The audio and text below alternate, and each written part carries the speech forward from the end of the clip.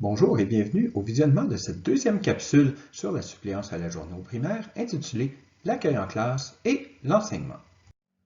Compte tenu du fait qu'il est toujours préférable de prévenir que de guérir, les stratégies qui vous sont proposées dans cette capsule s'orientent dans une optique de prévention des comportements dérangeants. Autrement dit, nous allons nous organiser pour ne pas que les élèves nous organisent. Cette capsule s'inscrit dans la thématique La suppléance à la journée. Nous vous invitons, si ce n'est déjà fait, à visionner la première partie avant et après la suppléance. Veuillez noter enfin que le masculin est utilisé uniquement afin d'alléger le texte et ce, sans préjudice pour la forme féminine. Dans la première capsule vidéo, nous vous invitions à prendre connaissance de l'organisation de l'école ainsi que de la planification de la suppléance. Ces deux étapes ayant été complétées, vient maintenant le temps de mettre en place des stratégies qui favoriseront un accueil des élèves qui soit harmonieux et une gestion de classe qui sera efficace.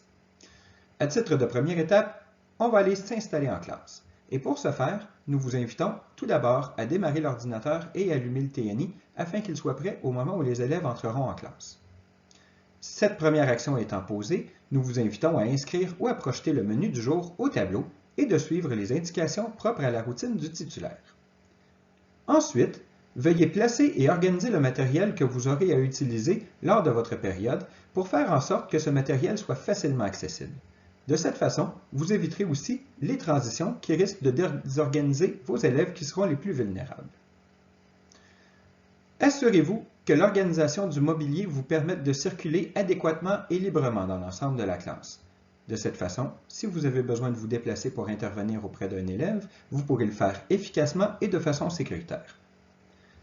Ayez à votre disposition la liste de la classe. De cette façon-là, ce sera aussi plus facile pour vous d'intervenir directement auprès des élèves. Si vous avez à clarifier une consigne ou l'enseignement d'un concept, n'hésitez pas à en discuter avec un collègue avant l'arrivée des élèves. De cette façon, vous aurez pu vous assurer que les explications seront claires. On s'assure ainsi d'être disponible pour l'arrivée des élèves.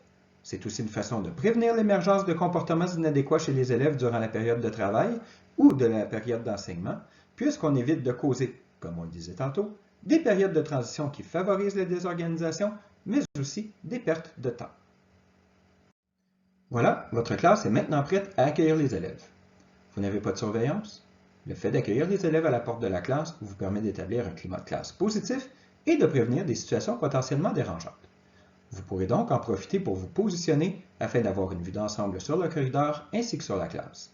De cette façon, vous pourrez procéder à une surveillance passive et active des différents lieux de déplacement des élèves. Le fait de saluer les élèves et de les accueillir avec le sourire leur permet d'être disposés à faire des apprentissages. Ce n'est donc pas une technique banale. Assurez-vous qu'ils respectent le code de vie de l'école avant d'entrer dans la classe. Tenez compte du code vestimentaire, de l'absence de jouets ou d'appareils numériques de type iPod, et ainsi de suite, de telle sorte que vous n'aurez pas à intervenir en classe lors des périodes d'enseignement. Rappelez au besoin les règles de circulation dans les corridors. Il arrive parfois que les élèves arrivent et se présentent à la porte en courant, donc le fait de les accueillir à la porte va pouvoir ralentir leurs ardeurs. Une fois la cloche sonnée, ou une fois que tous les élèves sont entrés en classe, vous pouvez fermer la porte afin d'annoncer le début de votre journée. Il peut parfois être nécessaire de rappeler aux élèves que, malgré le fait que vous soyez un suppléant, la routine continue de s'appliquer. Si vous avez une surveillance et que vous n'êtes pas en mesure de souhaiter la bienvenue à vos élèves dès leur arrivée, ayez à l'esprit d'adapter les stratégies de la diapositive précédente afin que les élèves se sentent accueillis dans votre classe et qu'ils adoptent dès le début de la journée une posture propice à l'apprentissage. De plus, entre autres stratégies que vous pouvez adopter, prenez le temps de leur souhaiter la bienvenue en classe. Balayez la classe du regard afin de cibler des enjeux potentiels ou des risques de désorganisation. Prenez le pouls du groupe. Observez l'attitude générale et le comportement du groupe. Vous pourrez en apprendre beaucoup sur l'état d'esprit des élèves et sur leur prédisposition à faire les apprentissages. Vous avez accueilli vos élèves en classe, vous avez entamé la routine de la journée et vos élèves sont maintenant assis à leur bureau. Vous pouvez débuter vos cours. Avant d'entamer une journée qui sera sans doute fort occupée, il peut être judicieux de prendre un bref moment pour vous présenter si vous rencontrez les élèves pour la première fois. De cette façon, vous allez établir le contact avec les élèves, ce qui pourra contribuer à leur sentiment de sécurité.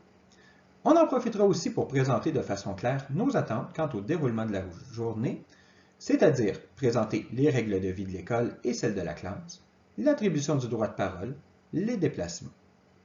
On peut aussi procéder à une brève présentation à l'oral. Si vous avez l'occasion de présenter des photos pour appuyer vos propos, ce sera aussi intéressant pour les élèves.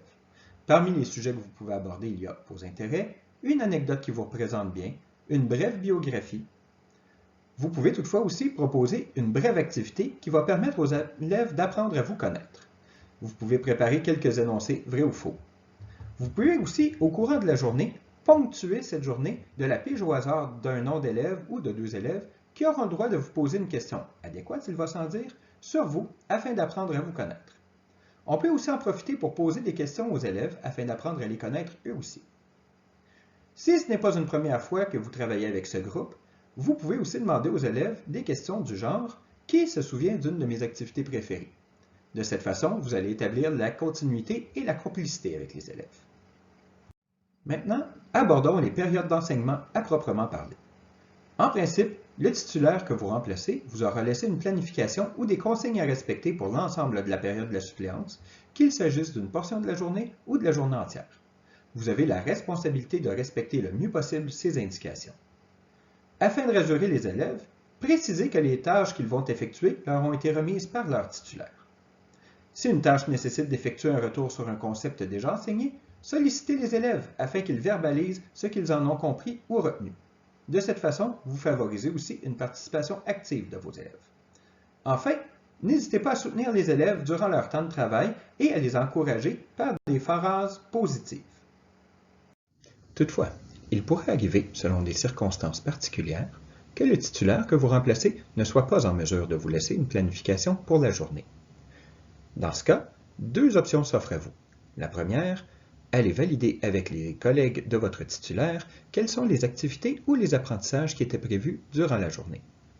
La deuxième option, utilisez la trousse de suppléance que vous apportez avec vous et qui pourra contenir des activités de niveau de difficulté différents, favorisant entre autres les compétences en lecture ou le développement du vocabulaire. Par exemple, vous pourriez proposer des lectures de textes variés, des jeux de mots croisés, des mots cachés, des jeux de définition, mais vous pourrez aussi proposer des jeux mathématiques et même des activités à portée plus artistique. De cette façon, vous offrirez variété et stimulation aux élèves que vous aurez sous votre charge pour la journée.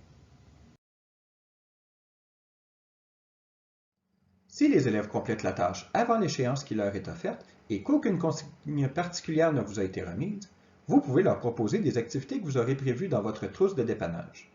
Par ailleurs, en cliquant sur le lien ci-dessous, vous accéderez à une banque d'activités répertoriée par Carrefour Éducation. Lors de votre période de suppléance, il est possible que vous ayez à corriger les travaux réalisés par les élèves. Veillez à respecter les indications laissées par le titulaire.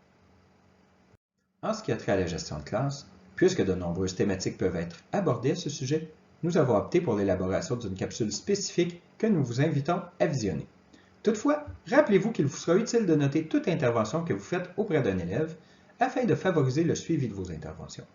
Privilégiez donc des notes qui s'appuient sur des éléments factuels, sur des observations plutôt que sur des impressions.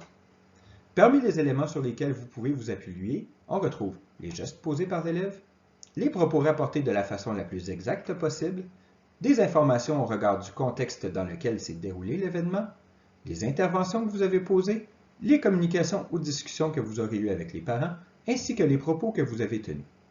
De cette façon, vous pourrez étayer de façon suffisamment étoffée le suivi qui pourra être fait de la part du titulaire ou le dossier qui pourra être complété. Lorsqu'on prend en charge une journée de remplacement, il peut arriver que nous ayons à effectuer de la surveillance et que l'on ait à assurer des périodes de transition. Si vous devez effectuer une surveillance de récréation durant votre période de suppléance, veillez à respecter le lieu et le moment où cette surveillance doit se produire. De cette façon, on assurera une surveillance active de chacun des secteurs de l'école ou de la cour d'école. Nous vous invitons aussi à prévoir des vêtements adéquats en fonction de la météo et parfois même à prévoir des vêtements de remplacement. Pour ce qui est des transitions, respectez le mode de fonctionnement habituellement prévu dans l'école. Veillez aussi à offrir un encadrement suffisant des élèves au moment de circuler dans les corridors et dans les autres aires communes. Veillez à vous assurer que le niveau sonore soit adéquat. à ce que les élèves se déplacent de façon sécuritaire.